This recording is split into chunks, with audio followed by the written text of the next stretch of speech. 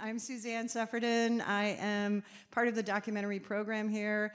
We're so happy that all of you are here tonight, and we're really excited that we are screening Subject as our VAS film. I have stuff here I'm supposed to read. So this is all today's Verité events have been sponsored by our documentary program, by the Collective Futures Film Lab, which advocates for inclusion in filmmaking, yes. Visiting Artist Series, and Dean Lucia Dettori of the Jarvis College of Computing and Digital Media. So thanks to everyone who helped put this event together. Subject, as if you don't know, explores the life-altering experience of sharing one's life on screen through key participants of acclaimed documentaries. It's a fabulous film, and then we have a great panel afterwards. Our panelists are Margie Ratliff, who is a producer of the film and also a participant in the film. We have Nick Thompson, who's part of the UCAN network, who will also be one of the panelists. And we have Samira Abderahman, who is going to be our moderator. She is from Sisters in Cinema. And I just want to read a statement that we put together just to let you know how we're feeling about events happening in the city and around the world. That in the midst of the multiple crises that we face globally, we support our students' right to protest and free speech. We hope that tonight's screening and discussion offers you all a glimpse of what it could be like if we centered community care in our film production practices. Another world is possible, and we must build it together. So thank you all for being here.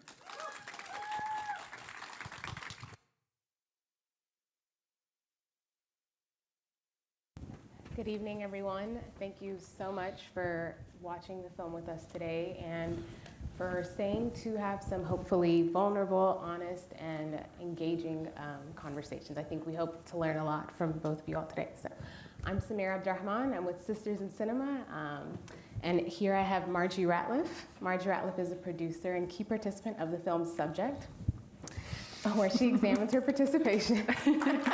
Yeah, my goodness, yeah.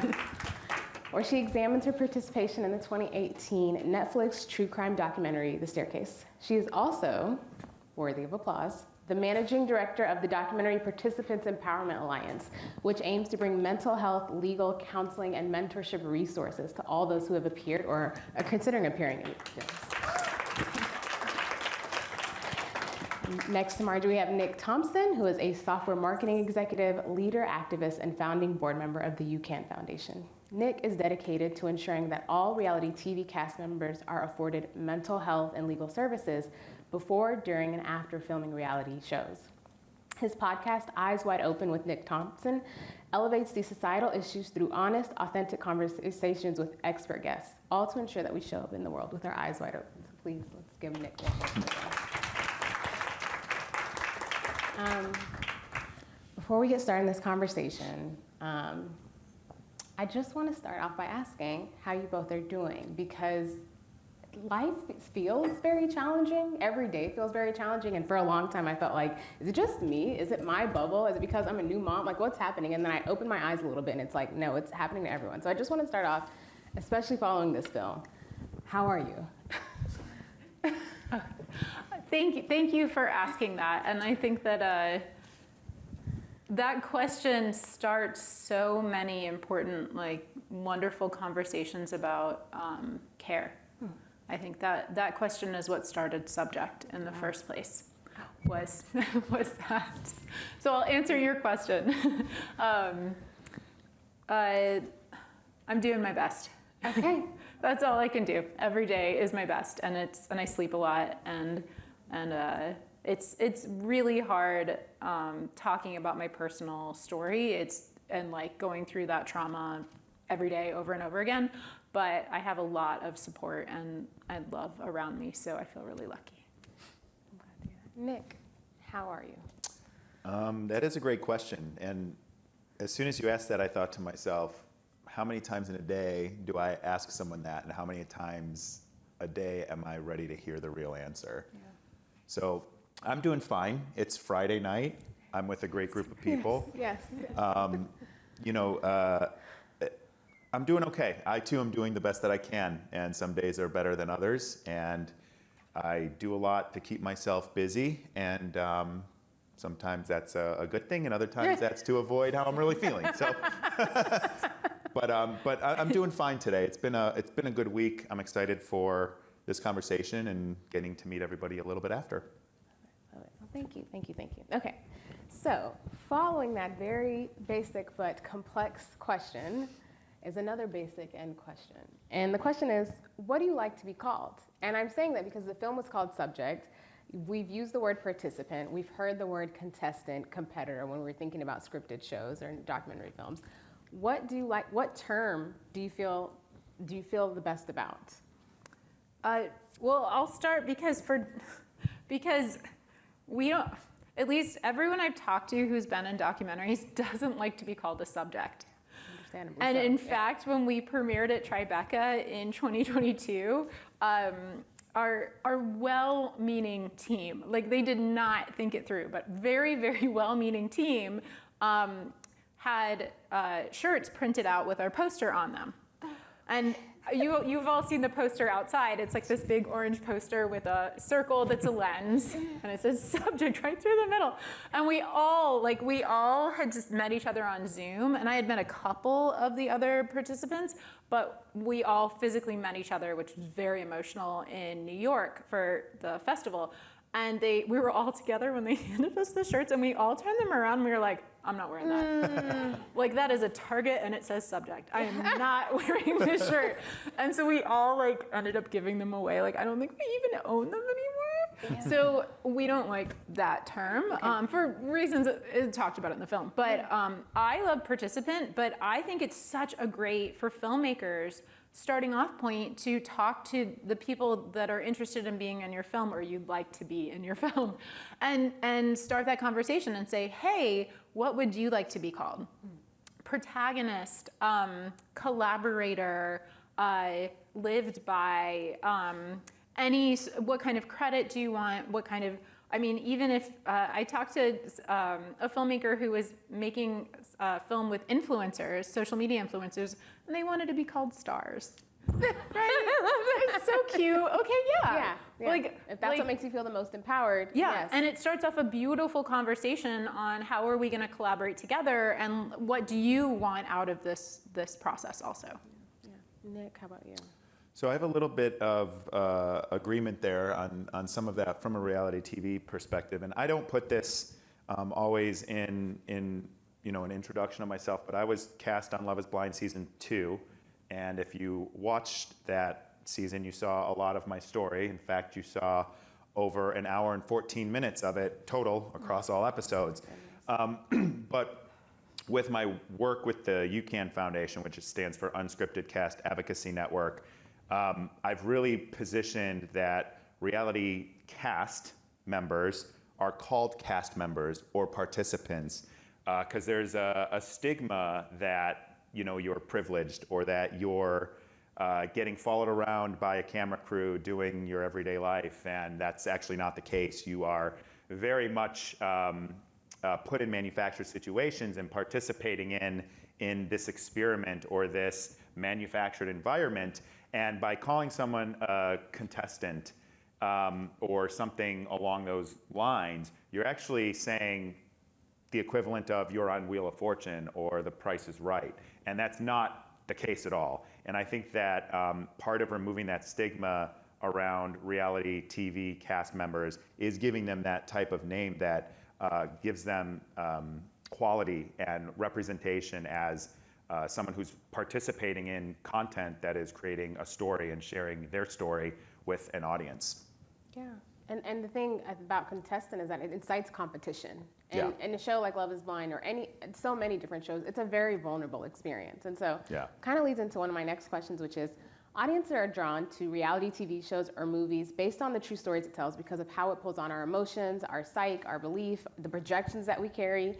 It can really offer an understanding of human stories and emotions, and it can capture participants in the most vulnerable time or in a negative light, often with complete disregard. Can you discuss some of the power dynamics between the filmmaker, the viewer, and specifically the participants yourselves? And can you talk about some of the resources that your organizations offer to mitigate some of those dynamics? Yeah, I know that's a lot. any You more can go questions.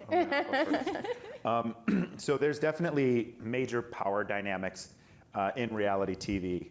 From the moment that you are first introduced to the contract, which is very predatory, very one-sided, from the moment that they, even before that, when they interact with you and they basically sell you on this experience and what it's going to do for you, and maybe you can find love, and you could find your wife over there. In my experience, maybe it's going to be one of those ladies on the other side of the pods, and they just get you into this whole relationship with production and with producers, where the power dynamic is illusion to be in your hands, right? But the reality is that you are in a highly manufactured and manipulative environment from the moment they're selling you on this scenario and the possibilities and this hope of love or whatever it might be, depending on the show, all the way to the point where you're in this situation and they're literally moving you around for 24 hours a day, telling you what to do, telling you where to go, telling you what to talk about,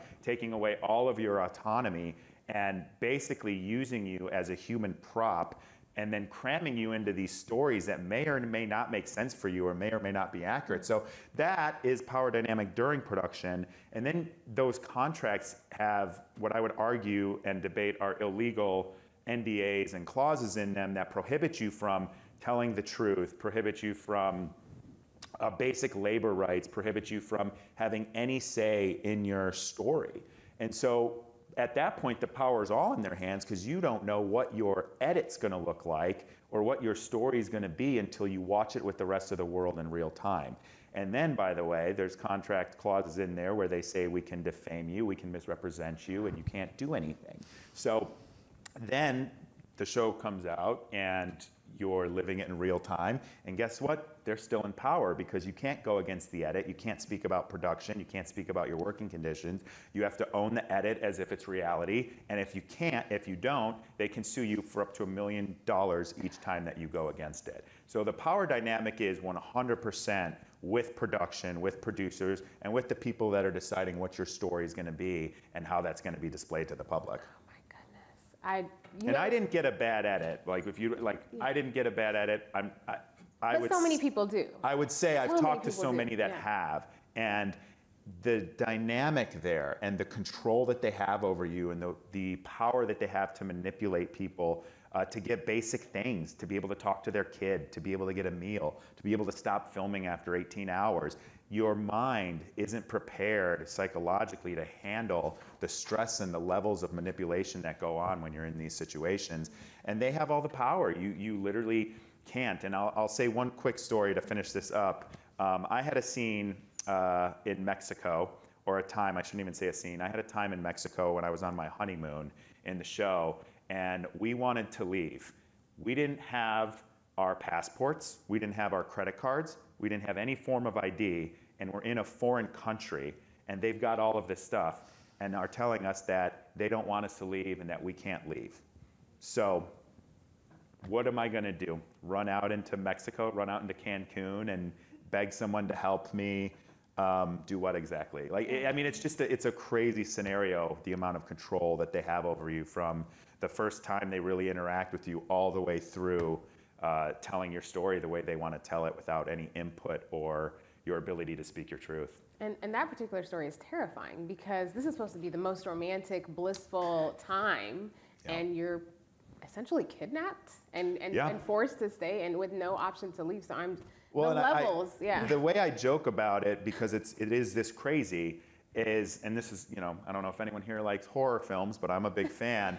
But I say, there were moments when, even before Mexico, when we would go film on set for 18, 20 hours a day without any breaks. You're mic'd up the whole time, you're filmed virtually the whole time.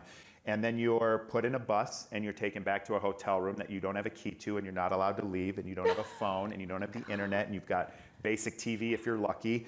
And again, no wallet, no passport, no nothing. If I decided I was leaving and I was done, what am I going to do? Run out into the street like it's Texas Chainsaw Massacre, and I'm just getting away from Leatherface, and I'm like, hey, please stop. And the car's like, what are you doing? I'm like, I've been held captive by a reality TV production. Well, do you have any ID or water or food or credit cards or money? I'm like, no, I don't have anything. Please help me.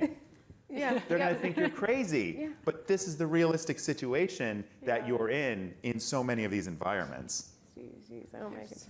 That's- It's awful. I just wanted YouTube. I would have been happy with YouTube. Oh my goodness. Oh, I think, yeah, documentary is so interesting, the power dynamics, because it's so nuanced, because it was born from this idea, colonialism as well as journalism. And journalists, you know, we toured in the UK with Subject, and a lot of times the first question out of the gate in the Q&As would say, well, I'm at the BBC, and we have standards. So this doesn't apply to us. Okay. And I would just very nicely say, oh yes, can you talk about some of the standards? Because I've talked to some of your participants and they would beg to differ. So it got kind of heated. But I do think that it's these journalistic ideals that we have that, oh yes, we'll pay for our experts. But the people who are talking about traumatic things that happen to them or are out in action in the communities who are experts in their own story, we won't pay them because they'll be acting for us. And it is a slippery slope, because I know that in true crime, streamers are paying a lot of money to get access to their participants now in certain streamers, and that is complicated and something else that takes a lot longer to unpack. But I do think that there's an enormous power that the distribution companies and the film festivals and the financiers have, and then the established documentary filmmakers are in there too. And then it's so hard for independent documentary filmmakers to feel like they have any power, because those are so looming. But then you get down to the participants, and it's just shocking how it can become unethical so easily. Yeah. And that's who there's no film without the participants. There is no film. You know, there's great cameras and there's great lighting, and it's not to reduce anybody's role, but my goodness. So May I add one piece to that too? I think there's a real, and this is actually something that came in my head when we were on our walk earlier, and you said, well, I'm the expert in my own story. I think that's so important to remember, that we are the only people that experience our story in life. But what makes these things different is, and why there should be equal pay and fair pay, is because someone bigger, whether it be a company, a producer, whether it be reality TV or documentary, they're going to make money off of your story. And that alone makes you a worker. And when you're a worker, you should get paid for your labor. Yeah. And that's what we're missing in a lot of these reality TV and documentary. Absolutely, absolutely. I know that we are spending a lot of time, more time than I expected, so I'm just going to go to the questions that I'm really excited about, and some which I may just pull up on you. But so this is a little bit spiritual. Can I get you guys some water? Would you like If some you water? want to pass that over here, I am thirsty. Thank you. That wasn't the question, but it is. I thought it was an easy one. Yes. So a little bit spiritual, a little bit meta, but it's something I was reflecting on. Is, you know, how if you have, how have you come to the terms with the idea that there is a possibility that this content will live beyond you? Ooh. If you've come, and if not, walk us through it, or whatever, or you don't have to. You want? Do you want me to go meta? Yeah. Please. Go. Yes. Meta. Oh my goodness. Yes. I mean, this is my everyday life. Is the staircase? People. I heard a story about how on social media someone had commented that they preferred the HBO Max fiction series to the Staircase. I'm sure you would have loved the fictional version, actually. Well, Not based on a documentary. Yeah. But they preferred it Yeah. to the documentary because the acting was better.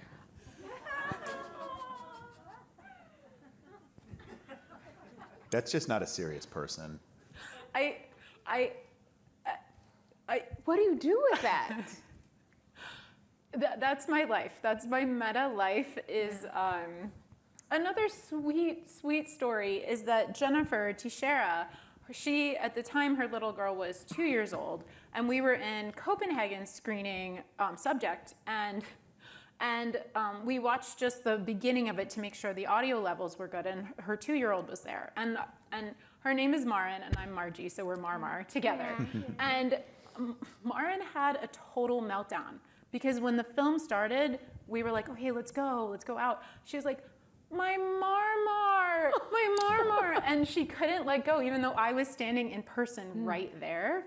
And so I think that having such a life where that story that I did when I was 20 years old continues to move, and then of course I put myself in Subject, so that's my fault, but still, it's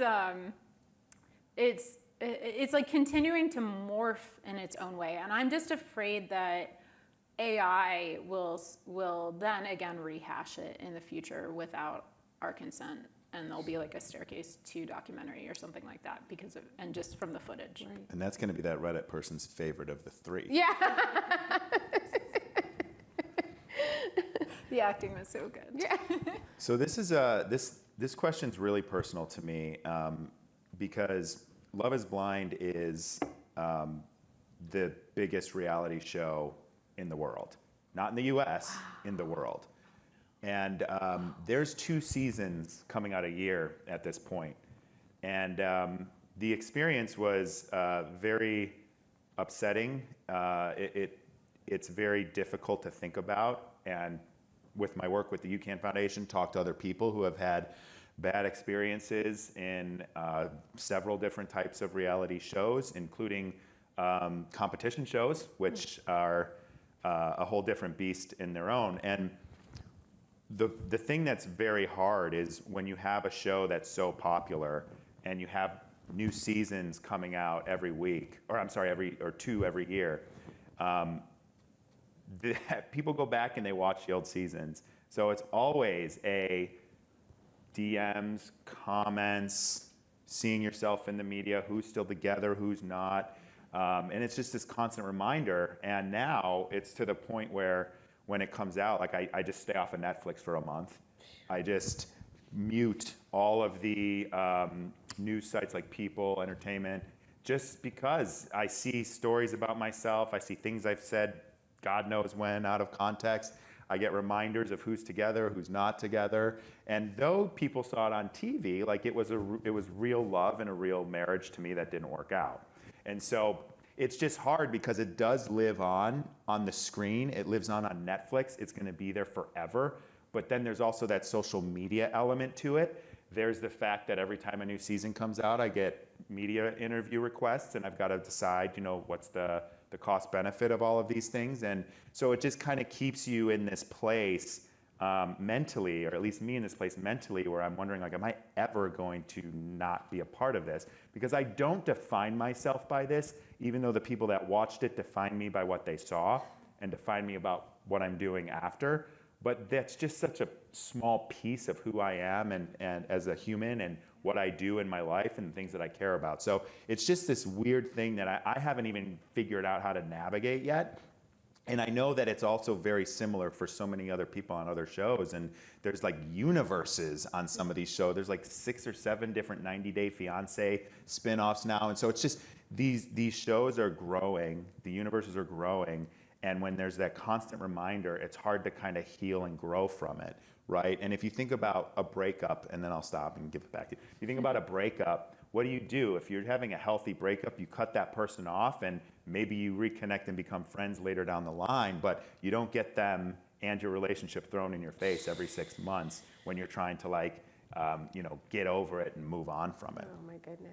Okay, well that was a little bit of a trick question because I just wanted to say that you are taking control of your story. So it wasn't an underhanded question, but I also want to uplift the fact that both of you are taking such control of your stories and helping people, and that will be a part of your legacy too. So I just want to note that. Thank you. I think I have one more question before we open up to the audience, and I do want to let the audience know that we have microphones if you are interested in asking your questions. Oh my God, so many questions. I'm just like surprised. We were told it was going to be bright, but I literally can't see anything. Are we talking to anyone? Thank God you guys have been making noise. I want to say, what are some great production practices that you have experienced on set, either through your own experiences or through, some stories people have told you about their practices? Yeah, I mean, with Subject, that's such an interesting, so we could have easily made like a shaming, scary documentary about like how don't ever be a participant and but we're documentary filmmakers, so we're not gonna do that, of course. But we also, we love this industry. We decided it should be a documentary because we love documentaries. We wanted to speak to the documentary community, so this is a love letter to the industry, where I love bringing it to universities because we get to talk about these things and talk about how to make it better. Like, that's why we have so many documentaries in this documentary. And with Subject, a lot of times we made mistakes and learned from those mistakes, and that's how we made the structure for the film. So allowing ourselves, first you get participants who have been in very famous documentaries already, so they know how it goes, and we knew how to say, no, I don't like this contract, no, I want to keep my life rights, no, I want to do this. But so many practices of like a consent calendar, and that's one of the resources we have now for all filmmakers is a consent calendar, and what does that look like for milestones with consent. And I was able to work with a nonprofit and come up with a list of questions that filmmakers can bring to their participants, or participants can bring to the filmmakers, in order to get those conversations started about not just compensation, but archival use and rights and safety and mental health and collaboration and just the process of filming and what that'll look like, and consent, of course.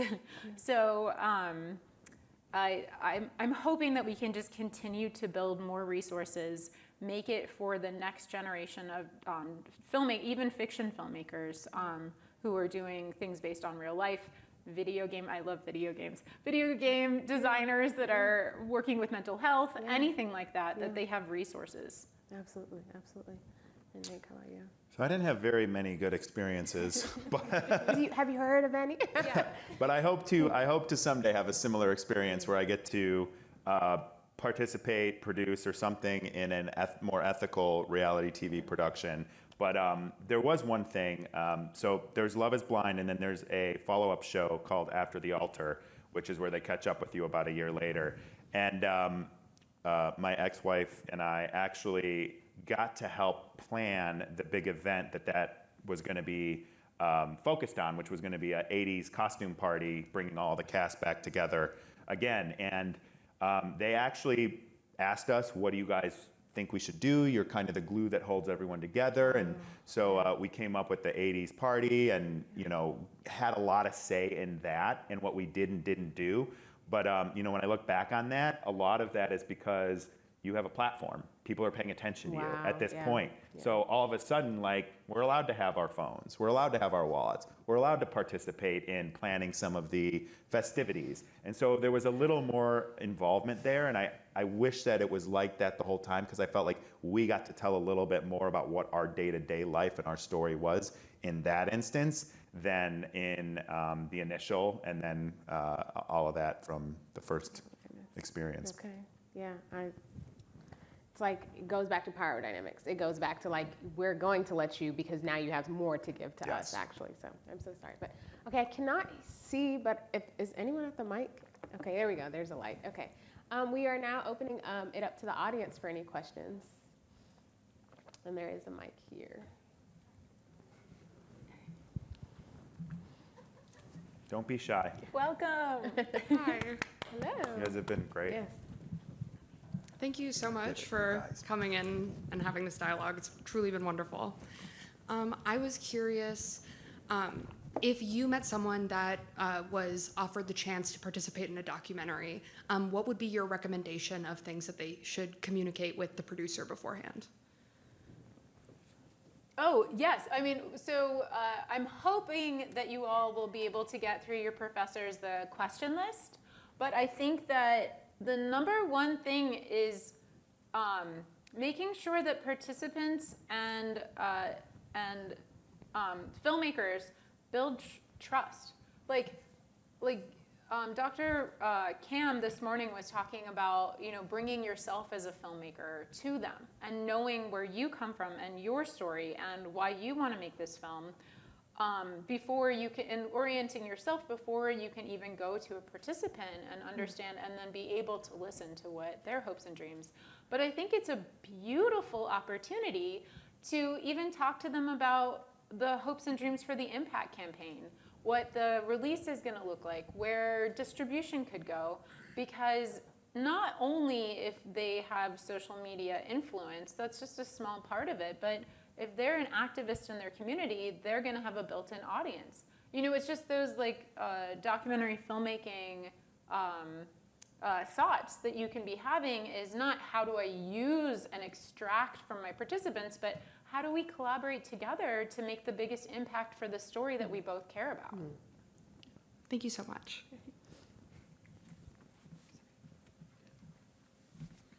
Hi, Hi, Colin. good to see you again. So I think most people in this room are filmmakers, not necessarily participants in documentaries or reality TV. I'm curious as for if either of your organizations, or just if you have ideas about how individual crew members, especially non-directing crew members, can step into this advocacy work for their participants. How can an editor sort of step in to advocate on behalf of their participants and their rights, or how can cinematographers or even producers, how can individual crew members that we might all be stepping into really sort of work with the type of participants you're trying to advocate for? Yeah, thank you for that question. And that's one thing I'm hoping the DPEA can be a big support for as well, is it's not just directors and producers that come up with ethical quandaries. We hear all the time from associate producers out on true crime things in the UK or in the US where they have to knock on people's doors who've just lost family members to get them to sign release forms. And in the edit, Jennifer was an editor for 20 years, and she started to go, I don't even know these people that are making choices about their life in the edit. So those are the things where you have more power than you realize. Because if you start talking with your editor friends, and maybe you all watch Subject together, or, just you have this new lens to look at what you're doing, and the more people that you talk to this on your crew, the more that you can organize together. And it's not just your voice out in a void. You can get together with an assistant editor and the cinematographer if they're all feeling the same way. It's just, it's hard to realize how much power you have, but if all the editors walk out of the edit room, then they don't have a film, they don't have a project, right? You guys have a lot more power than you realize, especially when you get together. Did you want to add to that? Yeah, one thing I think of, I'm a marketing professional. I do software marketing. I lead a team, and one of my I have two things as a leader that I focus very hard on. One is empathy towards the human that I'm managing, and then the other one is how can I advocate for them? And there's so much that goes into that. And so I think as a producer for reality TV, as a producer for, documentary, editor, associate producer, that person should be an advocate or think of themselves as an advocate, to be empowered to ask themselves when an ethical question comes up, am I doing the best I can here to advocate for this person? Am I doing the best to advocate for them telling their story? And if the answer is no, or I don't know, then I think that's when you have to kind of take Margie's approach and say, okay, let me go maybe talk to somebody else and see if they're feeling this way, or if there is that coalition that you can build. Yeah. Because I think if we advocate for the people that we're trying to show their story for and advocate for their story, that's really the only way you can do it ethically without manipulation or misrepresentation. Yeah, and Oh, sorry. And also finding your allies. So Jennifer, when she created the consent calendar, she had just come off of Subject and was asked to direct an HBO, I think it was HBO Max at the time, 3-part series. And she found an ally at HBO that was down, had seen Subject, and was totally down to do consent calendars, to have each person had a therapist, like a mental health facilitator. They all had security before and after. They had, could be anonymous or not anonymous. And so sometimes if you're finding yourself in a company or a position that's just feeling really icky and it's hard to go to bed tonight, at night, find your allies and see if you can move over to a better company. I mean, not right away, we all have to pay bills, but there are people out there. I mean, even contacting the DPEA or DOG is a great place to start. Yeah.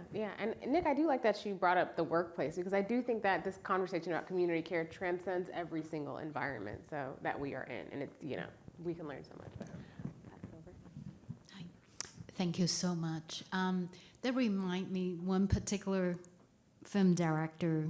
He's a Polish film director. His name is Kieslowski. Mentioned that one time when he was filming a documentary, so the participant cried, and after that he decided he's not going to make documentary. He make fiction. So my question is related to a very particular type of documentary.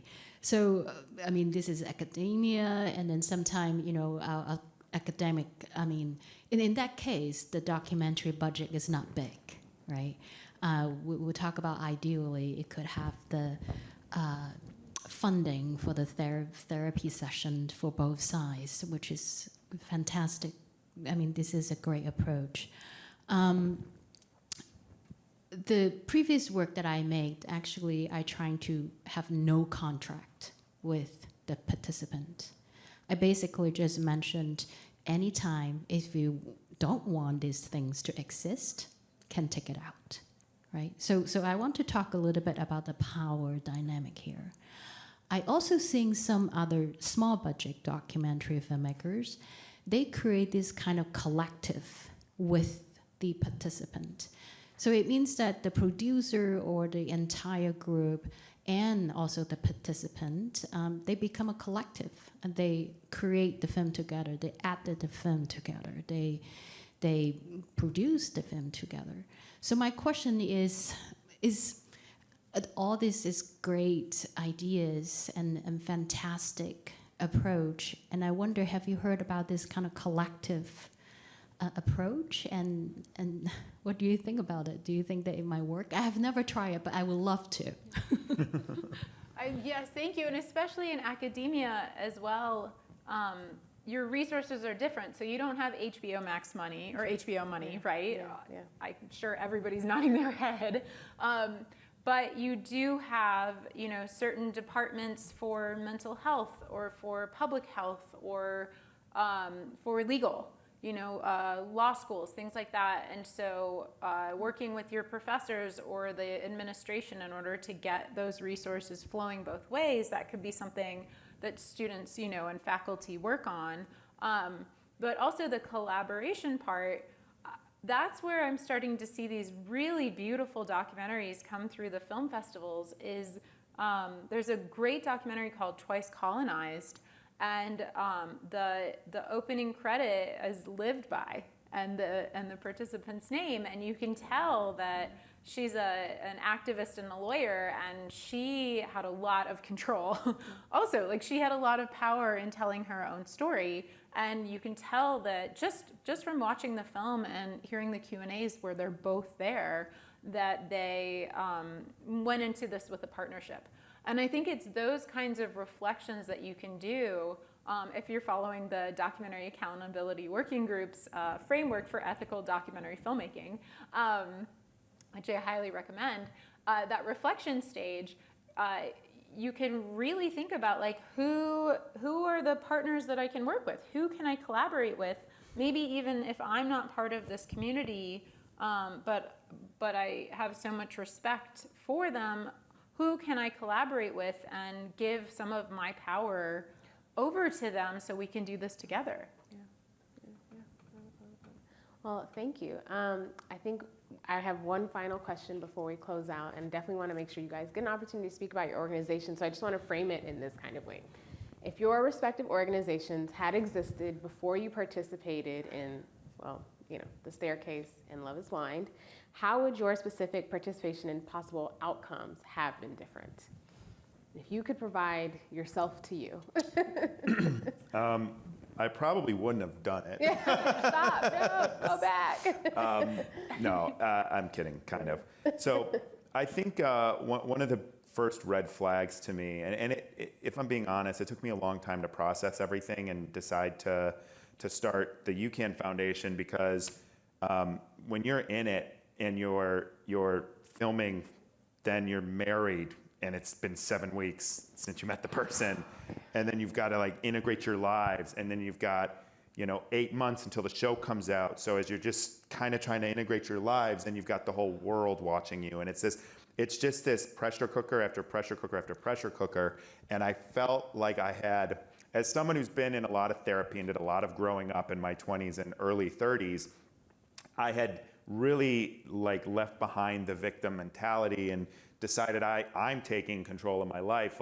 Things aren't happening to me, I'm making things happen. Well, I lost that, and I felt like things were happening to me, and I just had to take it a day at a time. And what I wanted at that point was support. We needed a couples counselor who could help us integrate our lives healthy, that could help us even at the time build healthy coping habits and communication habits instead of the toxic ones that producers started with us for good TV. Yeah. And so if there was a UCAN Foundation beforehand, there would have been mental health support for us individually and together. If UCAN's missions and desires get accomplished in the industry, there will be independent mental health professionals that are on set of reality TV shows that can help work with each individual cast member to determine their mental state, if they are able to film, if they shouldn't film, and all of these things to just make it a more ethical, human first centric approach. That I think it would be just better it would have been better for me, it would have been better for my relationship, and it definitely would be better for anybody else coming into this situation, because you don't really know, there's people who say you know what you signed up for. You don't really know what you signed up for until you experience it. Yeah. And people can think they know, but they don't. And so I think having people be able to guide you, help you with yourself and your relationship as you go through this process, and make sure that you're not being exploited, or your mental health challenges or illnesses aren't being exploited for good TV, that it would just be a completely different experience that would be, again, more ethical and more human. Yeah, I love that. Margie. It's such an interesting question, because back in 2001, as I say in the documentary, these streamers didn't exist. Yeah. So Netflix and HBO Max didn't exist. So it's almost like it twists my brain around to even think about if we had had the DPEA, how they could have mitigated some of those things. But I do think I sort of got to go through that process making the question list for Pieces Loud, because I sat down, it was so hard, but I sat down to start making the list and thought back to when I had just turned 20 and lost my mom, and my dad was in jail waiting for his trial. And I started to think about what questions I wish I could have or had known to ask and had the power to ask of the filmmakers. And that's where that list comes from. Those are the bones of the list, is thinking about giving myself agency to say no, but also to ask questions, and to have a lawyer look through a release form and make sure that my siblings and I were protected. And so I don't know if I would have said no, because my intentions were to protect my dad and help my dad as much as possible, and I do think the original documentary does that. But Oof, so many things. It's that power dynamic again. Like Yeah. you would have been able to take back some of your power Yeah. by knowing in My own retrospect. story. Yeah. Growing up. Yeah. Yeah. Well, that's all the time that we have for tonight. And I just want to say thank you for your courage, for your vulnerability, for your bravery, for your dedication to making this experience better for everyone who comes after you, because you could have responded in so many ways and you chose to choose to make this a better experience. So thank you. And thank you for being with us here tonight. Thank you so much. We did it. Good job.